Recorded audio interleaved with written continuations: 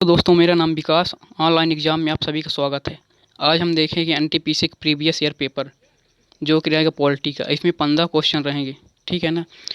यदि आप 10 प्लस कर जाते हैं ना, तो आप समझ जाइए आपकी तैयारी सही चल रही है। तो चलिए स्टार्ट करते हैं। स्टार्ट करने से पहले यदि आप नए हैं तो हमारे चैनल को सब्सक्राइब कर लीजिए, जिससे आने वाली वीडियो आपको मिलती रहे। ये सीरीज़ हमारी चलती रहेगी हर सब्जेक्ट की, इसलिए सब्सक्राइब कर लीजिए, जिससे हर सब्जेक्ट की आपको वीडियो मिलती रहे। तो चलिए पहला क्वेश्चन देखते हैं। पहला क्वेश्चन क्या है? देखिए, पहला क्वेश्चन है, भारत की संविधान सभा किसके अनुसार गठित की गई?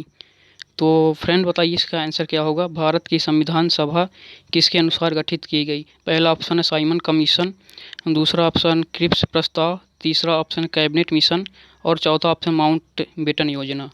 तो बताइए क्या इसका आंसर होगा।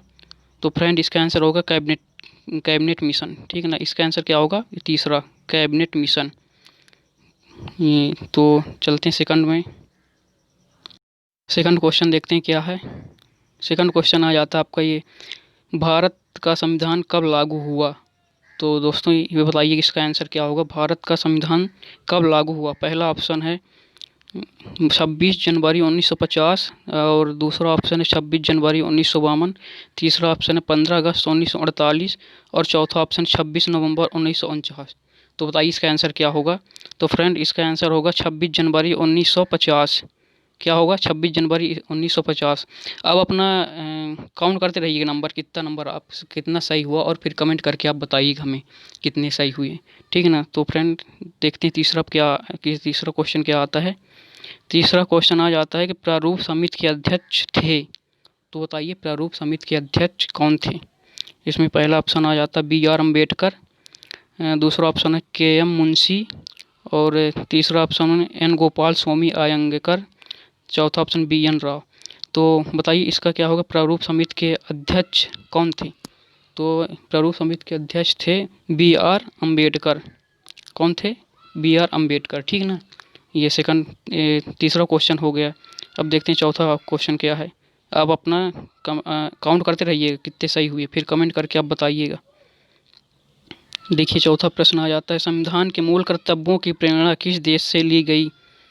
तो बताइए संविधान के मूल कर्तव्यों की प्रेरणा किस देश से ली गई? तो पहला है जर्मनी, और दूसरा है आयरलैंड, तीसरा है ब्रिटेन, चौथा है रूस। तो कहाँ से ली गई? ये रूस से ली गई, ठीक है ना। मूल कर्तव्य कहाँ से लिए गए? संविधान में जो मूल कर्तव्य हैं कहाँ से लिए गए हैं? रूस से लिए गए हैं। ये चौथा क्वेश्चन हो गया। अब देखते हैं पांचवा क्वेश्चन क्या है। तो फ्रेंड पांचवा क्वेश्चन आ जाता है, ये आपके सामने है आपकी स्क्रीन पर। पढ़िए क्या लिखा है। संविधान के किस भाग में आपात उपबंध का उल्लेख किया गया है? क्या आपात उपबंध किस भाग में आपात उपबंध का उल्लेख किया गया है? पहला ऑप्शन है भाग 18, दूसरा ऑप्शन है भाग 20, तीसरा ऑप्शन है भाग 15 और चौथा ऑप्शन है भाग 10। तो बताइए क्या इसका आंसर क्या होगा। तो फ्रेंड इसका आंसर क्या होगा? भाग 18। भाग 18 में देखेंगे तो आप उसमें दिया आपात उपबंध का, आपातकाल जो लगते हैं ना, आपात उपबंध वही है, इस भाग 18 में दिया गया है। ये 5 प्रश्न हो गए। अब देखते हैं छठवां प्रश्न क्या आ जाता है आपके सामने। ये रहा आपकी स्क्रीन पर।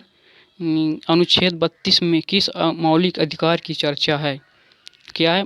अनुच्छेद 32 में किस मौलिक अधिकार की चर्चा है?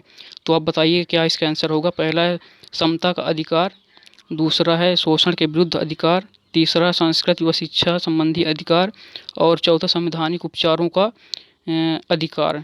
तो फ्रेंड इसका आंसर क्या होगा बताइएगा आप। तो इसका आंसर क्या हो जाएगा? संवैधानिक उपचारों का अधिकार, ठीक है ना। ये चौथा, संवैधानिक उपचारों का अधिकार। देखते हैं सातवां क्वेश्चन क्या है। ये देखिए आपकी स्क्रीन में क्या है। संविधान में लोक कल्याणकारी राज्य की अवधारणा किसमें निहित है? तो बताइएगा। पहला ऑप्शन है प्रस्तावना में और दूसरा ऑप्शन है मौलिक अधिकार में, तीसरा ऑप्शन है नीति निर्देशक तत्व में और चौथा ऑप्शन मूल कर्तव्य में। तो बताइए इसका आंसर क्या होगा। तो इसका आंसर होगा नीति निर्देशक तत्व में, ठीक है ना। इसका आंसर क्या होगा? नीति निर्देशक तत्व में। तो ये सातवां हो गया। अब देखते हैं आठवां क्या है।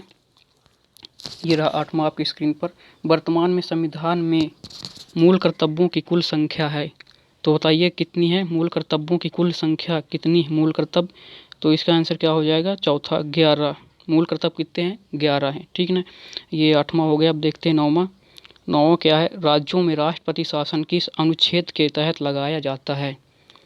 तो फ्रेंड बताइए राज्यों में राष्ट्रपति शासन जो लगता है ना, किस अनुच्छेद के तहत लगाया जाता है।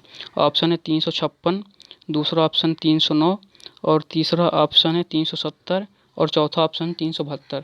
तो फ्रेंड बताइए क्या होगा, इसका आंसर होगा पहला 356, ठीक है ना। 356 के तहत राज्यों में राष्ट्रपति शासन लगाया जाता है। ये 9 क्वेश्चन हो गए हमारे। ये देखते हैं 10वां क्वेश्चन क्या है, निम्नलिखित में से कौन भारत के प्रधानमंत्री बनने से पहले एक मुख्यमंत्री नहीं थे। मतलब जितने भी प्रधानमंत्री बने अभी तक, उनमें से कौन ऐसा था कि जो मुख्यमंत्री नहीं थे। तो इसमें ऑप्शन जैसे पहला मोरारजी देसाई, तीसरा चरण सिंह, दूसरा चरण सिंह, तीसरा इंदिरा गांधी, चौथा बीपी सिंह। तो कौन मुख्यमंत्री नहीं था, प्रधानमंत्री बनने से पहले मुख्यमंत्री इंदिरा गांधी नहीं थी। कौन, इंदिरा गांधी, ठीक है ना। ये हमारा हो गया 10वां कंप्लीट। अब आता है आपके सामने 11वां प्रश्न क्या है, निम्न में से किस प्रधानमंत्री की मृत्यु उनके कार्यकाल के दौरान नहीं हुई थी। किस प्रधानमंत्री की मृत्यु उनके कार्यकाल के दौरान नहीं हुई थी। जवाहरलाल नेहरू, लाल बहादुर शास्त्री, इंदिरा गांधी या चंद्रशेखर। तो बताइए कि इसका आंसर क्या होगा, लाल बहादुर शास्त्री। क्या होगा फ्रेंड इसका आंसर, लाल बहादुर शास्त्री। ये हमारा 11वां हो गया। अब देखते हैं 12वां, संसद के दोनों सदनों की संयुक्त अधिवेशन की अध्यक्षता करता है। दोनों सदनों के संयुक्त अधिवेशन की अध्यक्षता कौन करता है। तो ये लोकसभा अध्यक्ष या फिर राज्यसभा का सभापति करता है, कि राष्ट्रपति करते हैं, या फिर प्रधानमंत्री। तो इसका अब आंसर क्या हो जाएगा फ्रेंड, इसका आंसर हो जाएगा लोकसभा अध्यक्ष। ठीक, लोकसभा अध्यक्ष होते हैं ना, वो दोनों सदनों की संयुक्त बैठक करते हैं, अध्यक्षता, संयुक्त अधिवेशन की अध्यक्षता कर सकते हैं।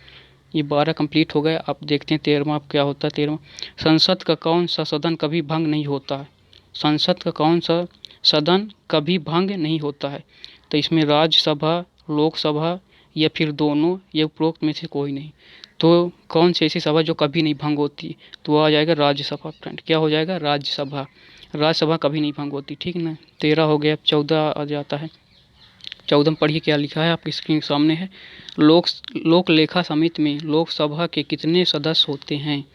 लोक लेखा समिति में लोकसभा के कितने सदस्य होते हैं। इस ऑप्शन है 7 होते हैं, या फिर 15 होते हैं, या फिर 22 होते हैं, या फिर 25।